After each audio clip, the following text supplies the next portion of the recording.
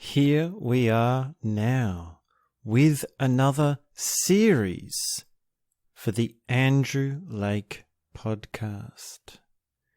If you are a regular listener of the Andrew Lake podcast, please share your favourite episode, or perhaps share your favourite series, as this will help me find my audience, and it will help you share what you've been finding for yourself.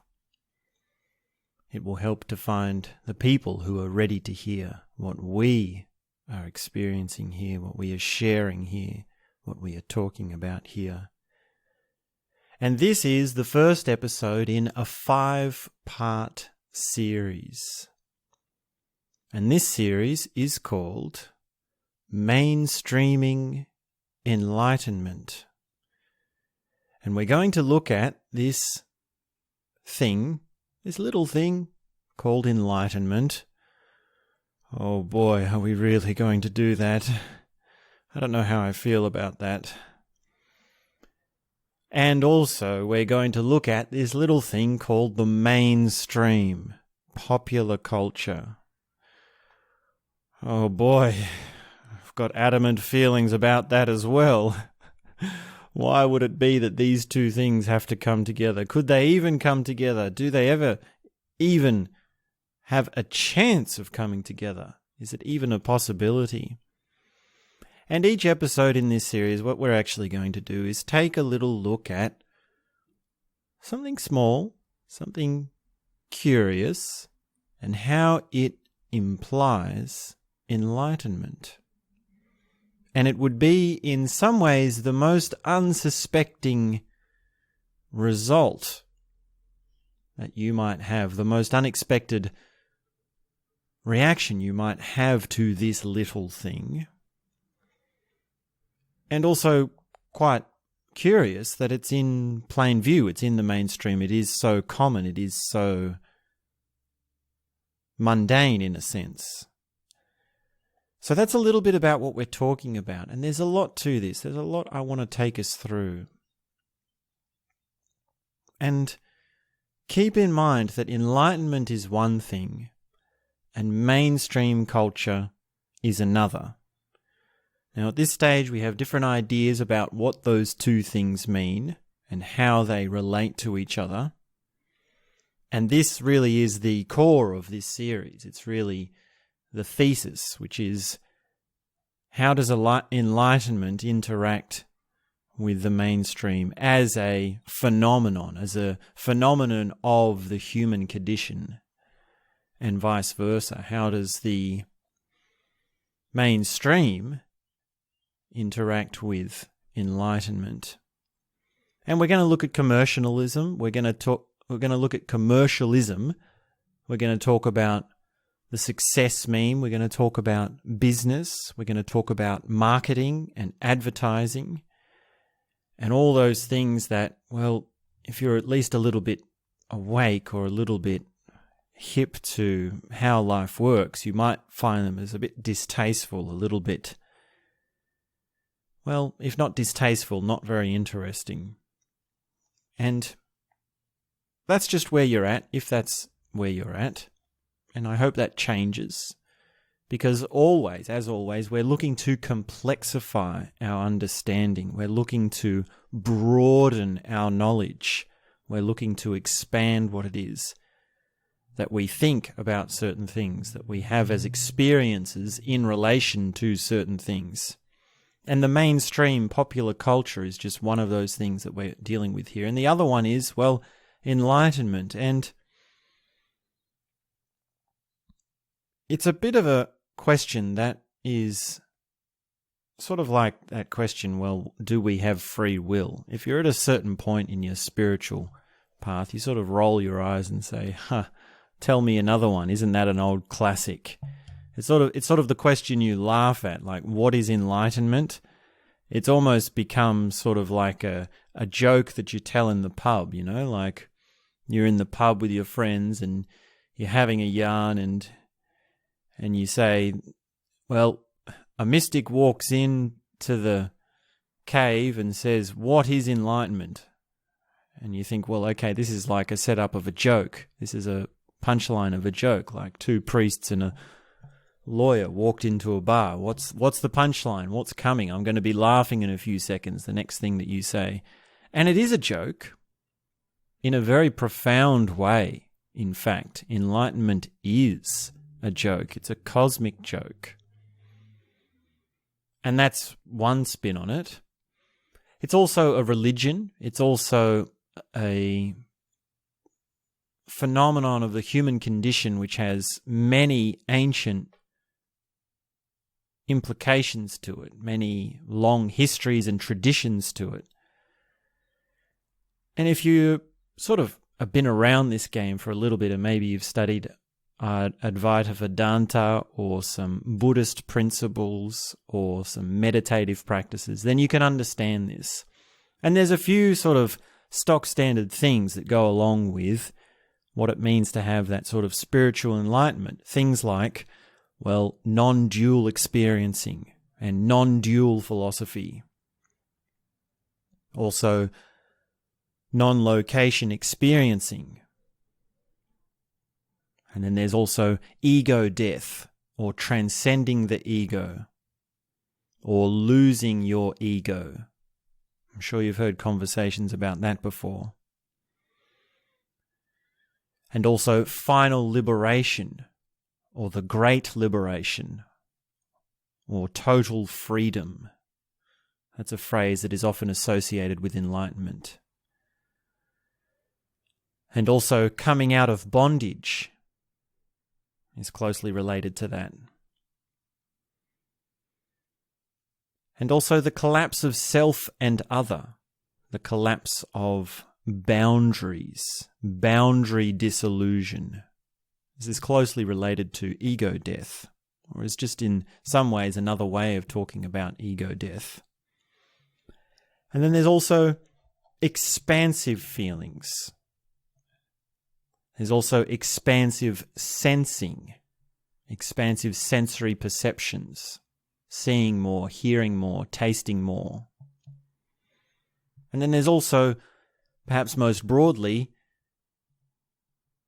expansive experiencing, cosmic experiencing, astro projecting, soul dissolution, these sorts of things. And these are sort of now, I hope to you, sort of textbook kinds of word associations that surround enlightenment. And of course, we can also ask, well, is enlightenment lasting or not? We can put a metric of time onto it and say, well, are we talking about enlightenment as a peak experience, or are we talking about enlightenment as a permanent structure or a default mode network of your brain, of your synaptic firings in your neurons? Is it also a psychological structure, or a structure that is also even experiential? So it's a permanent state, your average state of being. And we can play between those two things. There's a lot of dynamics between those two things, because a peak and a structure are things that have a relation to them. They're actually related and they interact between each other. So you still have highs and you still have lows. And actually, one of the ways of getting into the understanding of enlightenment is understanding permanence and impermanence. That's a Buddhist principle. That's a Buddhist term. Anicca, anicca, anicca, we hear S.N. Goenka say.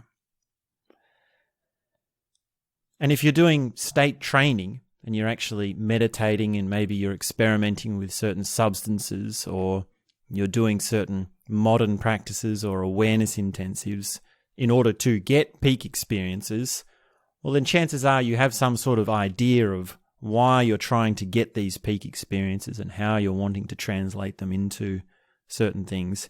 And of course, at a certain point in the spiritual path, we all have this thing. I mean, I think it's just about essential to have this thing where we first discover enlightenment as an idea, as a concept.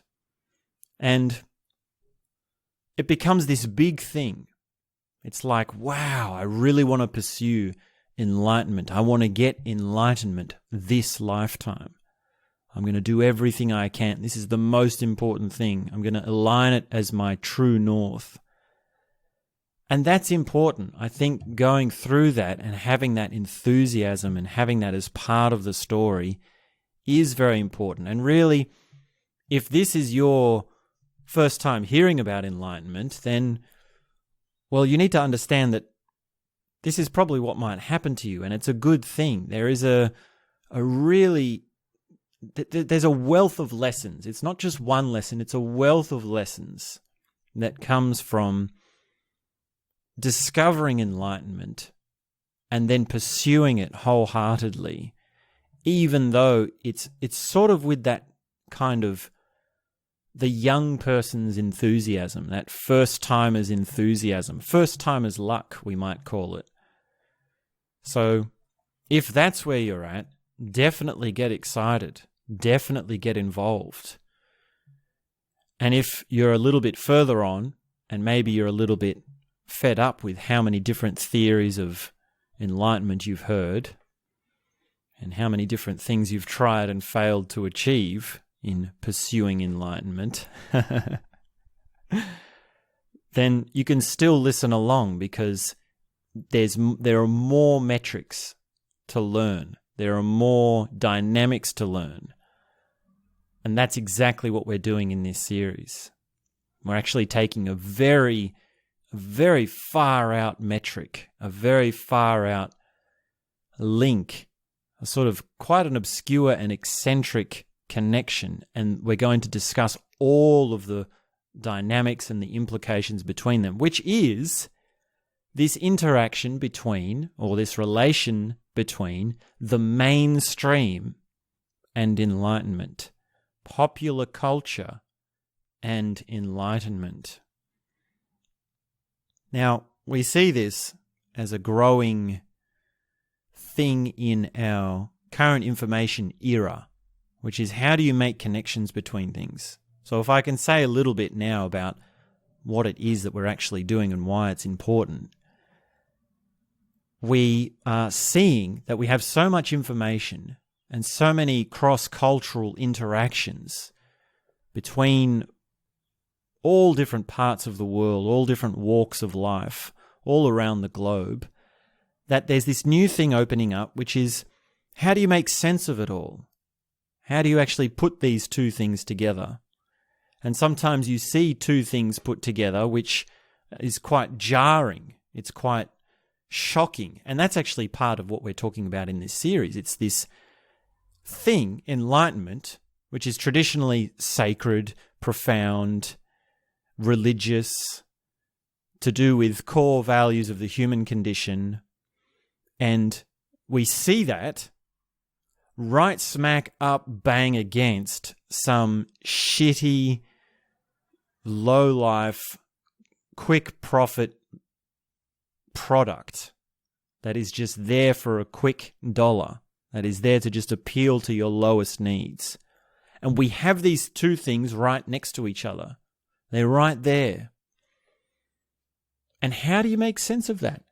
How do you make sense of these extravagantly different things right up next to each other in a supposed kind of disgusting contradiction?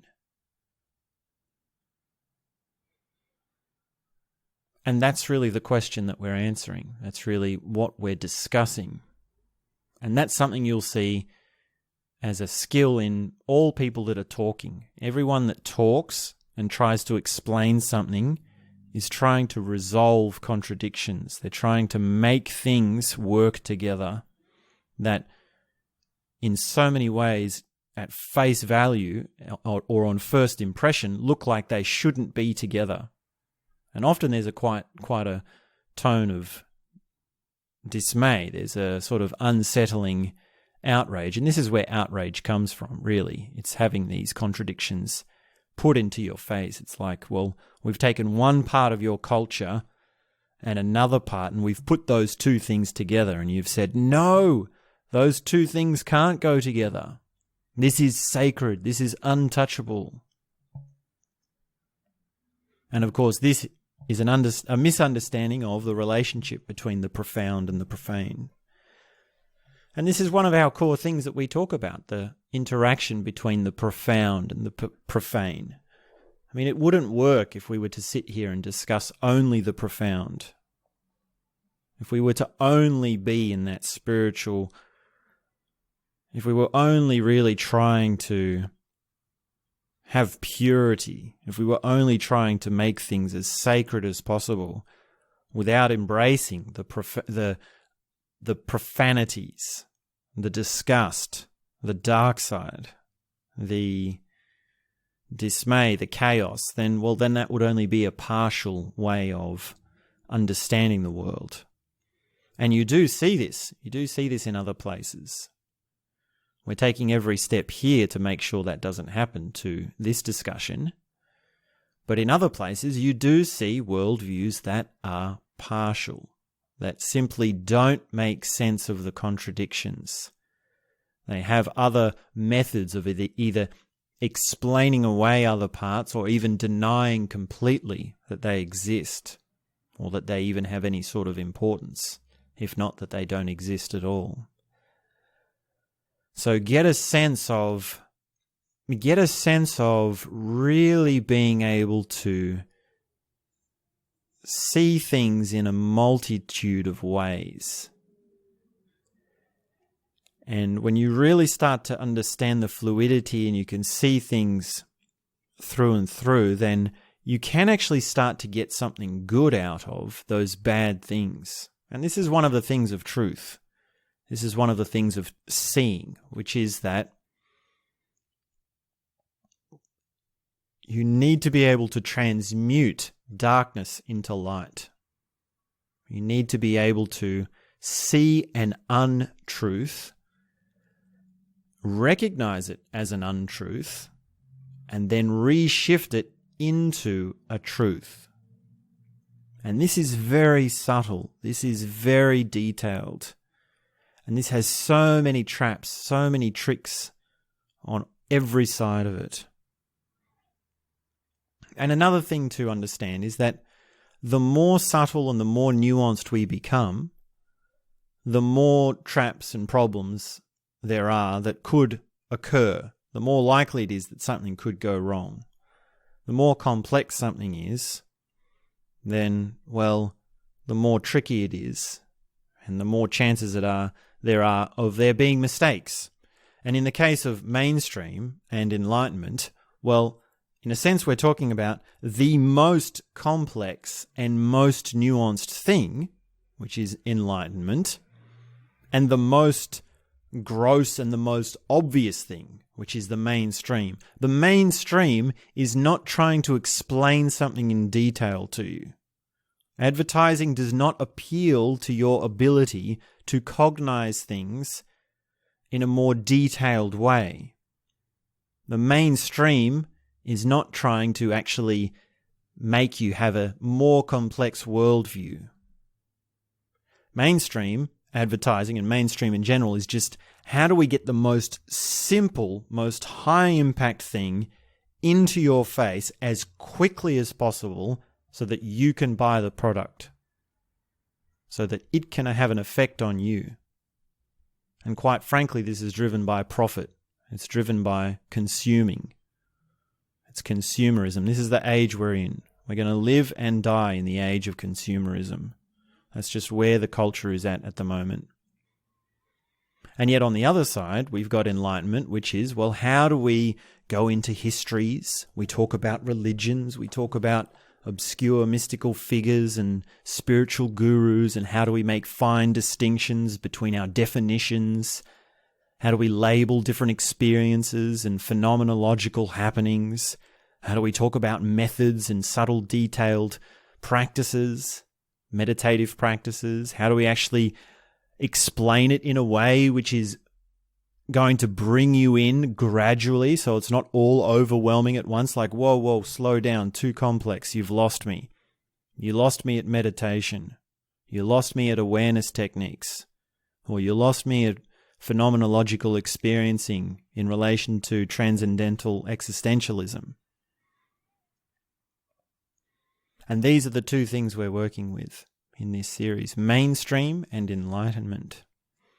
Now, to make things simple and to make things clear, I'd like us to work with two simple definitions of enlightenment. And for the purposes of these discussions, we're going to use these two definitions to kind of simply put aside the whole traditional understanding of enlightenment. So we're not going to really talk much about Buddhism or Advaita Vedanta or Taoism. Those sorts of theories of enlightenment, we're going to stay away from those, and we're just going to work with something simple so that we can navigate around the dynamics of enlightenment and the mainstream. And really, it is something quite good to have a simple understanding. It is quite good in some ways to summarize. And of course, I would still recommend that you go and learn from the world religions. You learn from the world traditions, and you learn the practices, and you learn the theories and the stories and all of that. That's not something you can get out of. But for the purposes of these next few days, these next few conversations that we have in this series, I'd like us to just have two simple definitions of enlightenment. So, two simple definitions of enlightenment. Number one, enlightenment is to become light. Enlightenment is to become light. And I mean light as in not heavy. So enlightenment is to become not heavy. And this means, quite simply, what the words imply. It means that enlightenment is to let go of weight. Enlightenment is to drop what you are carrying. Enlightenment is to see what weighs you down.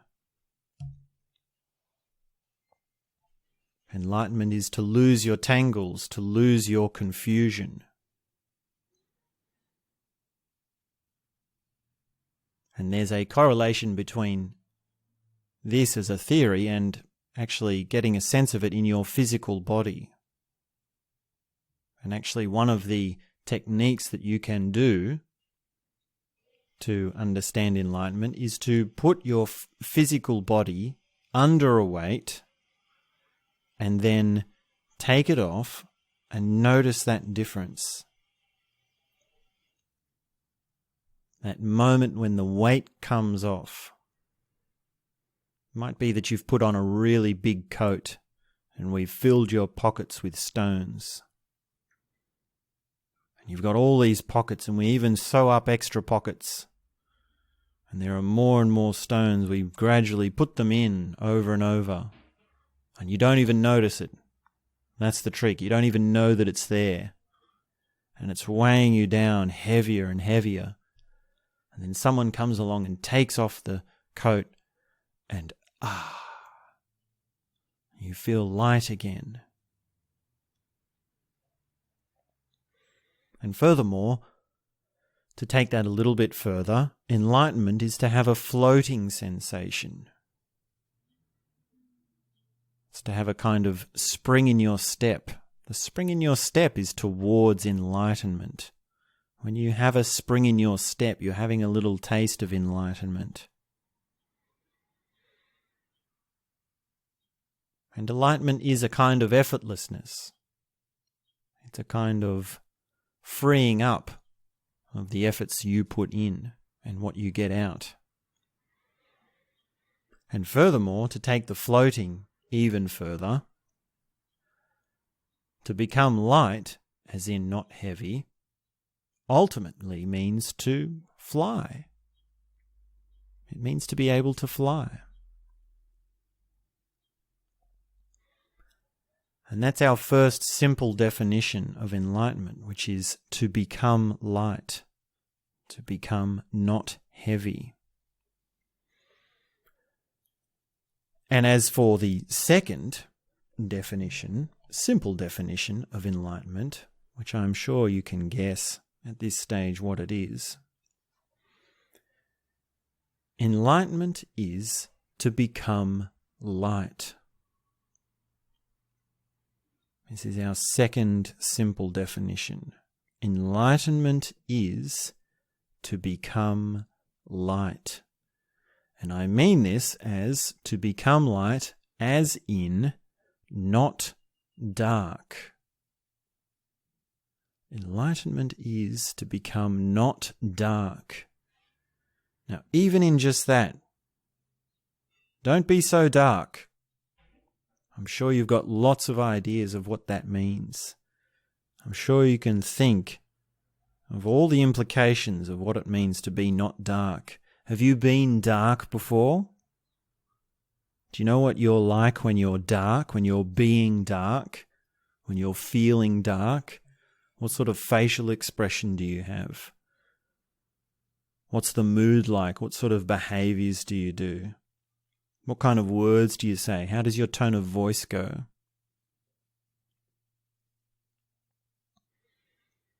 As for a few ideas, to become not dark is to see things with clarity, to see things as simple as day, to see things in light, in the light. I have seen the light. You see that phrase, you hear that phrase in the gospel churches. I have seen the light, says the preacher. I have seen the light. Well, that's exactly what they're talking about. To become not dark is to come into light. And this means, well, an understanding, a clarity, a kind of constant day. There's no need for drama. There's no need for darkness. And also, in a way, you can actually see in the dark. When you become light, you can see in the dark. Take that as an example, a kind of metaphorical example of what it means to become enlightened. You can actually see things in the dark. And darkness, in a sort of general sense of the meaning, night and day, is for rest. So you rest in the dark when it's nighttime. Well, depending on who you are, of course. But generally speaking, humans go to sleep when it's nighttime. And that's the time for rest.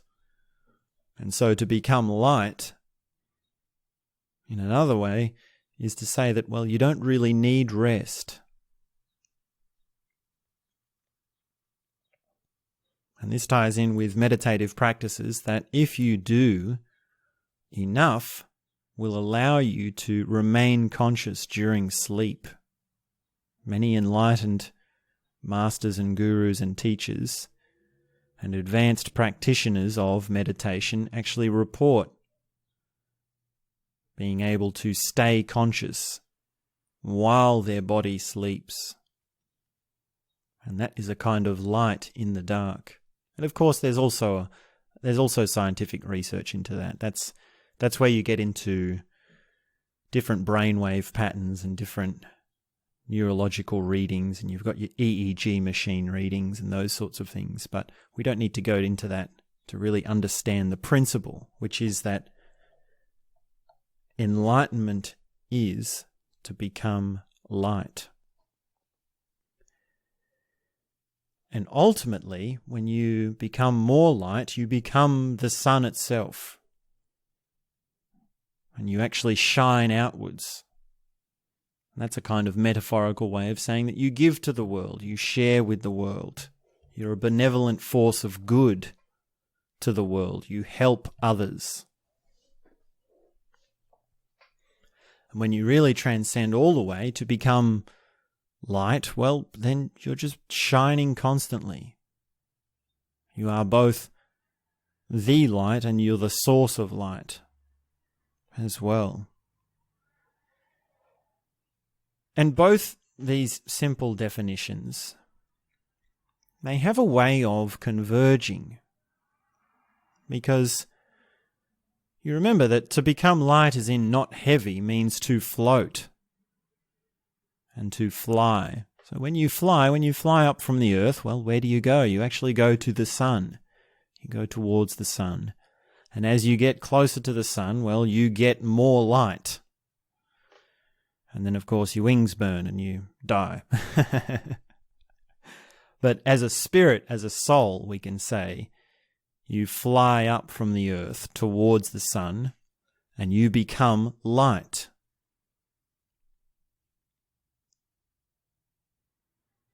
And actually the image of flying around the stars, the image of being able to traverse the whole universe, to go to distant galaxies, to see thousands of suns, to visit planets,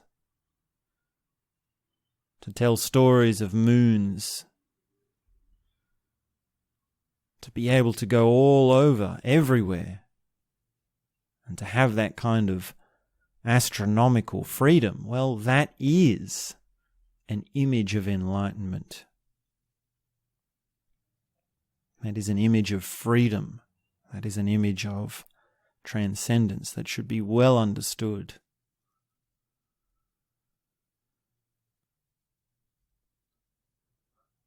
So keep those definitions in mind and keep the image of flying amongst the stars in mind.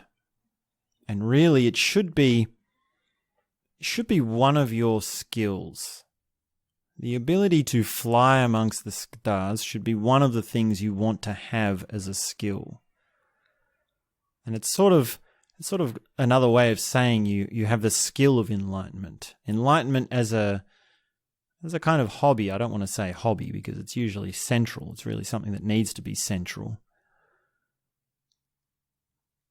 But this is something we'll have to review again and again because there's a lot to it. And if it doesn't make quite sense right now, just understand that, well, the things that we do and the things that we work on in relation to enlightenment are partly the ability to fly amongst the stars. And we'll see exactly what that means as we discuss it more and as we really get into these details. So that's our introduction for the series. That's what we've got in the next few episodes. This will be a 5-part series. So each episode we're going to discuss one example of how enlightenment went mainstream. That time enlightenment went mainstream. And perhaps probably further, or before we actually get into today's example, we should say there is this curious thing about knowing that if you don't know, then you can't know. And when you do know, you really do know.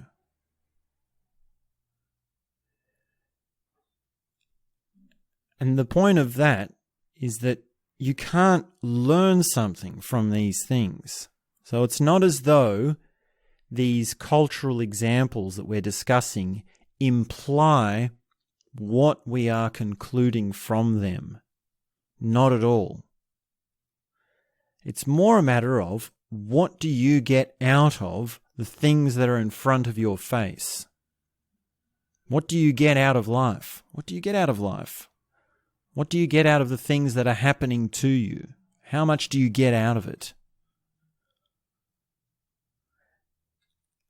And if I can explain, well, this is my theory, how some mainstream thing has triggered this enlightenment moment or this insight or this realization for me, I figure that maybe you can start to see how that can happen for you. But really, fundamentally, these things were not designed to have the implications that we're getting from them. So you could say, how on earth can you have this big, long discussion, this big, long commentary on something so small, something so simple, which wasn't even intended to have that implication? And the answer to that is, well, what do you get out of life?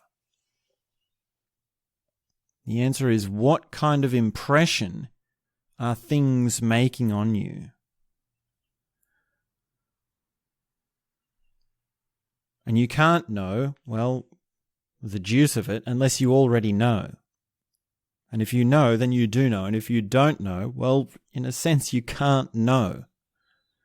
You can't know how you get this out of this, how something comes out of something else, how something can imply so much.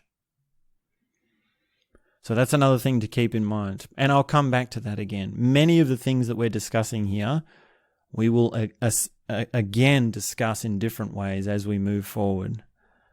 And I'll repeat myself again because sometimes repetition is needed and sometimes we're quite dense. So, without further ado, today's example, today I'd like to talk about Himalayan carpet cleaning. My goodness, when I saw this, I just couldn't believe it. I could not believe it. Himalayan carpet cleaning. This was on the side of a van. I was driving my car and I stopped at the lights and I saw a van drive past and it said Himalayan carpet cleaning. And I was gobsmacked. I thought, my God, that's it. It was one of those moments that just... My goodness, I couldn't believe... I was speechless. I was literally speechless. I had no idea what to say. It was so unexpected. And of course, I've since contemplated it. So, like, how do I explain myself? Have I gone off my nut? Have I gone off my rockers? Well, maybe that's part of this, but let me explain the story. Let me explain what's happening there. This is mainstreaming Enlightenment. This is Enlightenment gone mainstream. Because, okay, well, let's back up a little bit. In Australia, there's this thing of the small business, right?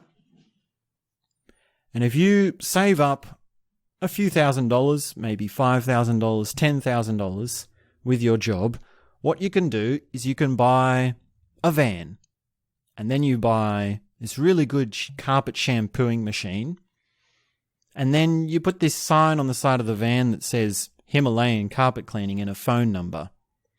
And then people call the phone number and say, can you come and clean my carpet? And you say, yes, you go clean it. They give you some money. And then maybe you've got a loan for your van and your carpet cleaning machine and you've got some ongoing expenses. And you also start doing the booking and the finances and the accounting and these sorts of things. And then you also do some more advertising so more people see the phone number. And then maybe you get someone to help you because you've got, lots of people calling you to clean their carpets. And you've got a business. That's it. That's business 101. It's simple business, easy business. Now, one of the things in that business is, how do you make a brand? How do you call the carpet cleaning business something that will stick in people's mind? Something that people will remember, something people will talk about. See, now you're starting to see the trickery of Himalayan carpet cleaning, right?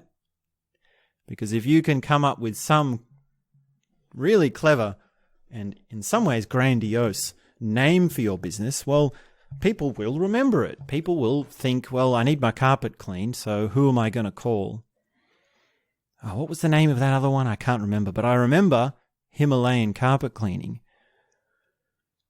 And this is the genius. Well, how do we take this as far as possible? Let's just imagine the person who's starting that business. They've got this idea, right? How do we have the most grandiose, the most powerful? All right.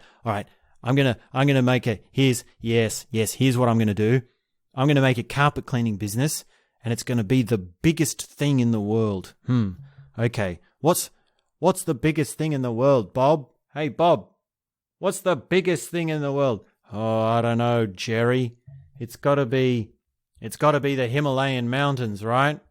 Ah, Bob, that's genius. Genius, Bob. I'm going to call this the Himalayan Carpet Cleaning. Do you think that's how the conversation went? Do you think that's how they came up with that idea? Do you think that's what happened? I don't know. I like to laugh at that kind of conversation. I like to laugh at that kind of idea. And it's a very small bit. I mean, I don't know anything about the actual Himalayan carpet cleaning business, and I do not endorse them. This is not this is not some sort of stealth affiliate marketing at all. I don't know anything about them. I've never had my carpet cleaned. Mind you, I probably do need my carpet cleaned. It's not a very nice place, but too much personal information. Let's stay on topic.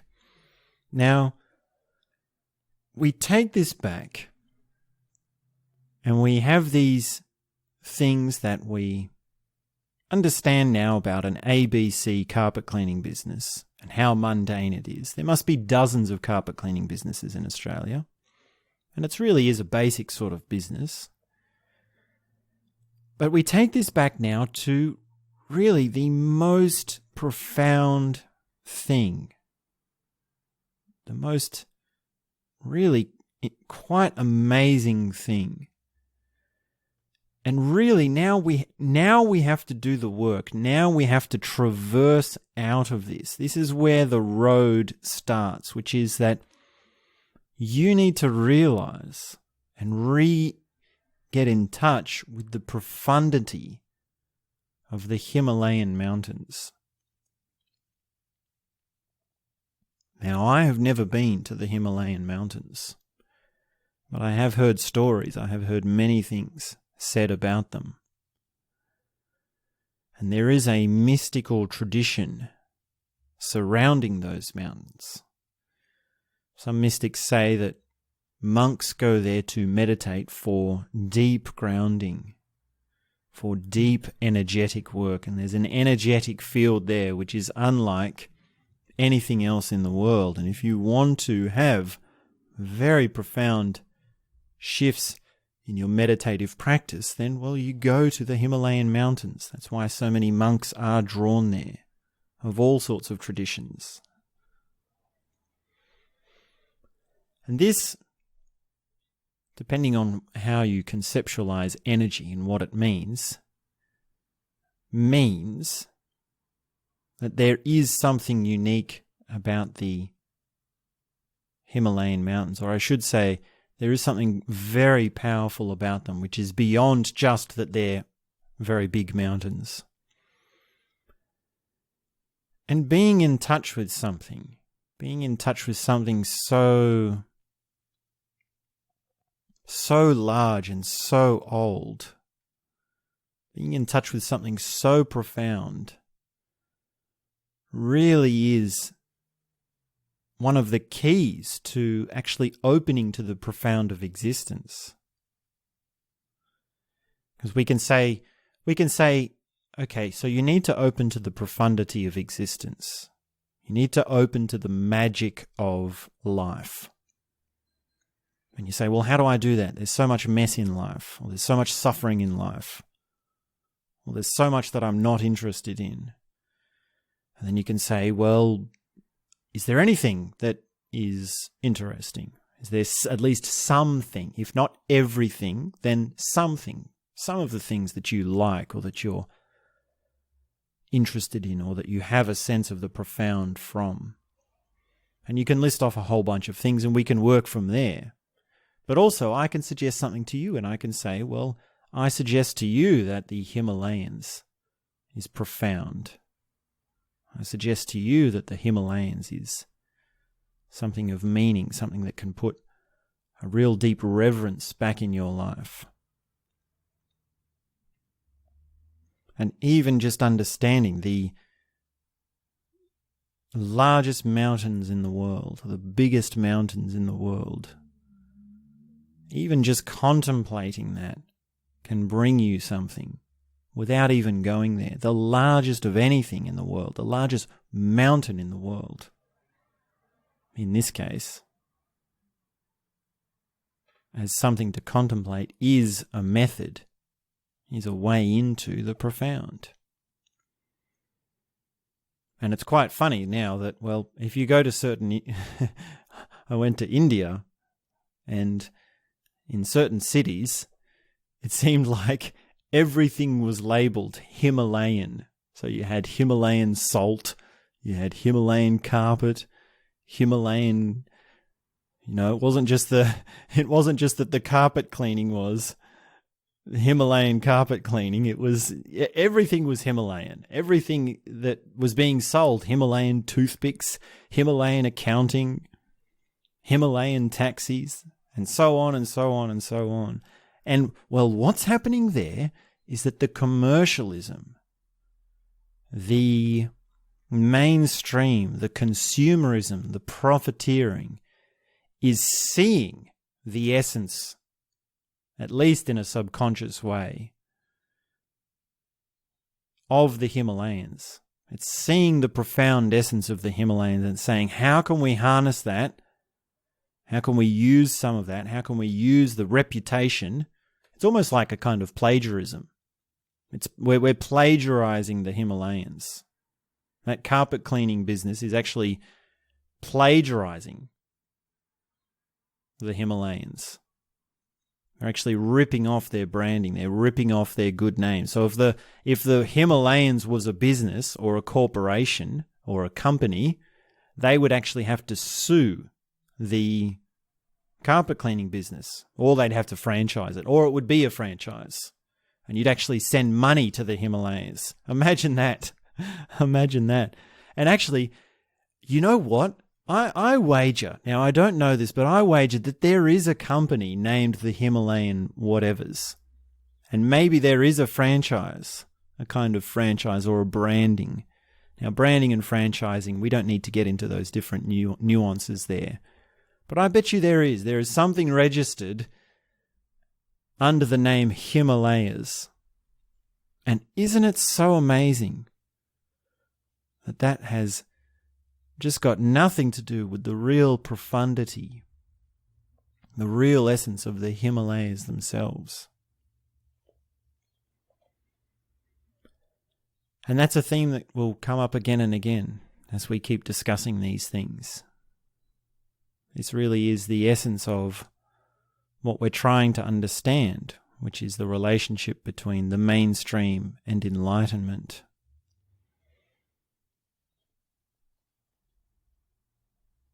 And I'm sure there is more that will come to mind even as we keep discussing. I'm sure there are more examples that you can think of.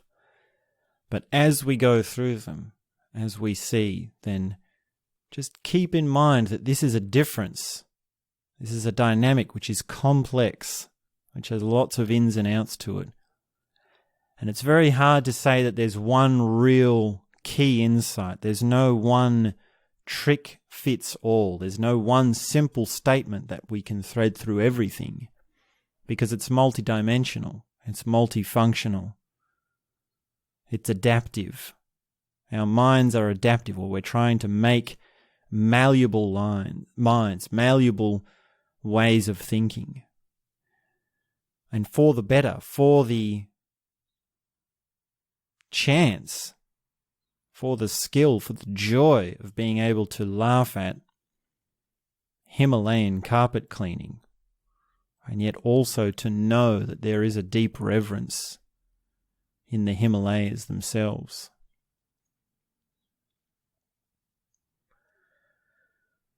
So that will be just about enough for today. Please do listen on to the next few episodes, because they'll tie in together. And I don't know what else really we can add to the Himalayan carpet cleaning, but it is quite funny. I still laugh at it. I sort of feel a bit ripped off, if the carpet cleaning man, imagine I do this. I get this carpet cleaner guy to come in, and what is he going to do? He's just going to clean the carpet, right? It's just going to be shampoo, carpet, here's your bill, thank you, see you later. Oh, the carpet looks nice. Now imagine if I was really holding him to his brand. I said, now, well, look here, big man, Himalayan carpet cleaning. I say, what? You call this a Himalayan job? This isn't a Himalayan job. I'm not paying this. How could you hold this to? This is a very funny thing, and I'm sure people have made fun of these things. Which is what if you actually hold the brands to? Branding and marketing is so grandiose in so many ways that it's impossible to actually hold them to it. Maybe this is something will come up in our other examples. And maybe this is one of the things that is simply just understood but never said about mainstream society, which is that it's just fake. It's got this sort of air of tastelessness to it.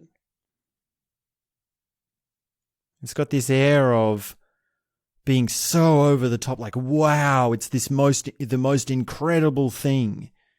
If you get your carpet cleaned by the Himalayan carpet cleaning, wow, this is going to be the most amazing, like that kind of, blah, blah, blah, blah, blah, that kind of so over the top. And yet we all know it's fake, at least subconsciously. We all know that there's something tasteless about it. And it's left unsaid. It's left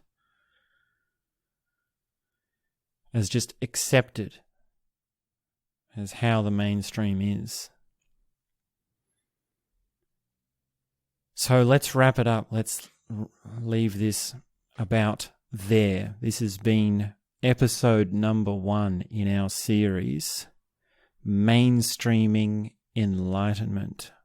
And we talk about Himalayan carpet cleaning. So we'll be back very soon with episode number 2. Thanks very much for tuning in. And that's all I have to say for now.